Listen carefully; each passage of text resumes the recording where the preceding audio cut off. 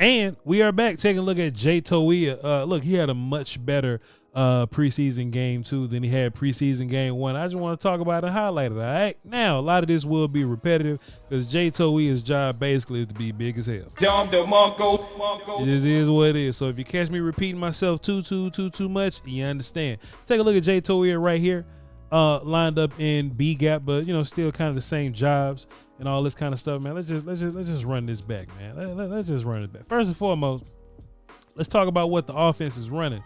Their running power looks like, okay? So we got a down block here, a combo to down block there, and then you're gonna get this backside character 66. He's gonna pull to number 18, Damone Clark there, right? But what we really should be focused on is this double team right here. They're going to backside backer, which is 47.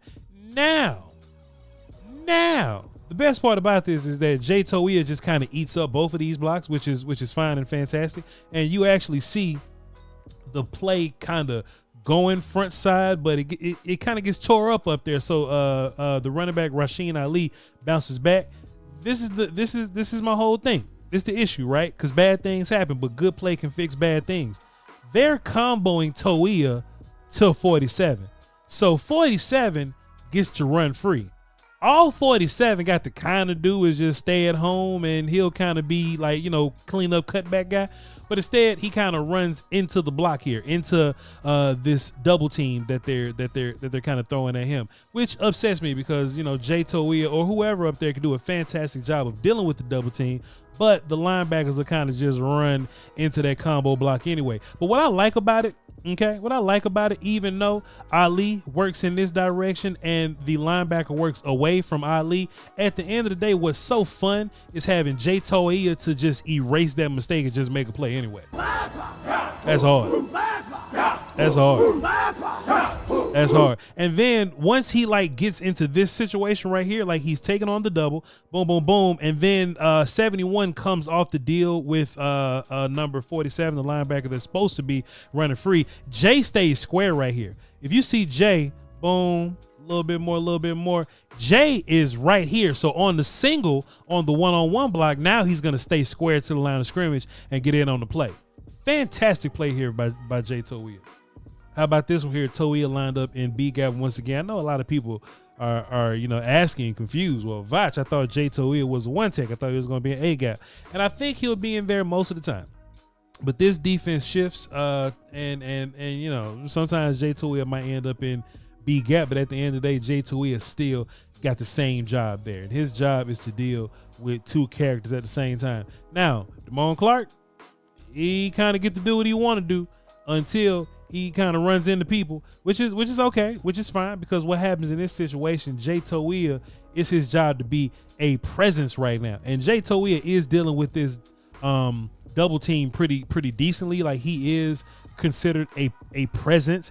If Jay Toia was garbage, let me just explain right here. If Jay Toia was garbage right here, then one of these guys, more than likely the center there, one of these guys would just come off and let 71 deal with Toia by himself. But they can't let one of these guys deal with Toia by himself. They got to hang in there. And by them hanging in there gives just this much of Clark dealing with half of this offensive lineman right here. Just this half of him right there. Now, Damone Clark could have ran all the way free, but he be tripping. But at the end of the day, Toia still was powerful enough to deal with half a man so that Damone Clark can deal with half a man. And, you know, Damone didn't get in on that tackle or anything like that, but he did go relatively unscathed.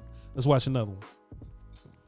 Here's another one. This time, Jay Toia is in A gap. Kind of the same concept. He's taking on his double. And boy, man, if y'all just hold on, let's not even watch Jay. Let's just watch Damone Ray. Let's just watch him just creep around, just creeping in and out of hotels. Let's just look at him.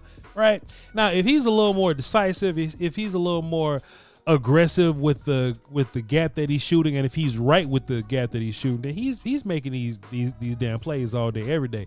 Now, you know, Kenneth Murray, who will be linebacker one in this spot right here, if he gets this look where you got doubles here and doubles here, and Kenneth Murray just sitting around kicking it, Kenneth Murray gonna blow this gap to smithereens. You ain't got to worry about that. But you know, Damone just kind of tiptoed a little bit. He still kind of ran free, and he could have made a tackle, and he did not. But the highlight of this play was Jay Toia taking up the double teams and just Damone being free in general.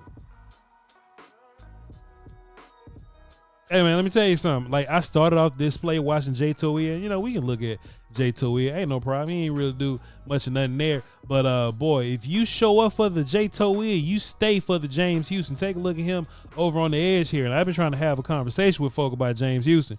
I was on the break loudly talking about this, the post-game show. I've been on social media machines. Just kind of, let me look over. Y'all got James? He's barely off screen, but you understand the picture. He's going to be versus the left tackle here. I've been screaming about James Houston for a good little bit now. Here he is here. And bro just got moves. Bro just know how to whoop ass and whoop ass fast. You know what I'm saying? So I think James Houston is enough to where I don't think he's taking Micah Parsons' job or anything like that. Let's not be silly. I don't even think he's in that caliber with Micah and Dante and those guys. But at least what this means to me is that he's pushing Peyton Turner like off the bridge almost is what it seems like in my eyes, and he's right there with Sam Williams. Now, we're going to have an uncomfortable conversation because I know a lot of y'all will fight me over this Sam Williams thing. I got weaponry. Y'all love to fight me over this Sam Williams stuff, man. But I mean, Sam, when he goes out there, he kind of does his job a little bit. But I mean, James Houston is flashing. You know what I mean? So the edge competition is turning up. I just wanted to pause all this praising of Jay Toia just to give some edge love. Check this out. This is something that makes me happy. Jay Toia just sitting in A-gap, kicking it, minding his business, chilling out, maxing, relaxing, all cool. And he's just kind of getting bounced around a little bit, but he's powerful enough and his base is like wide enough and strong enough, and he really, you know, deals with that gravity. He's using gravity to his advantage while he's getting bounced around out here. So this is what happens. Boom. He's gonna get initiated from the center here. 71's gonna fly in on the side. Bam. You're even gonna get a little shove from the tackle there, but it's not taking Toia out the game. He's getting his feet back, getting back square to the line of scrimmage, dealing back with 71. He's running to 4-5 people by now, like 3 or 4. But then after fighting all those guys there, he's still getting his eyes up the final line of scrimmage. And that just shows a little bit of toughness right there. You know, some of the other guys on the team, they'll probably get bounced around and quit and, you know, be on the sideline somewhere. Drinking water, you know, like they'll get driven from the field to the sideline and then take a sip of water. I appreciated Jay's use of gravity and toughness in this situation in particular, but keep on moving. And look, not really a big result here, but it's just another example of Jay Toia just being big and strong as hell. You know what I mean?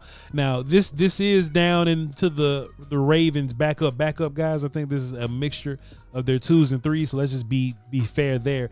But Jay Toia at the end of the day got to step up and do his job. If somebody get hurt on their Ravens team, like this cat gonna be on the field. You know what I mean?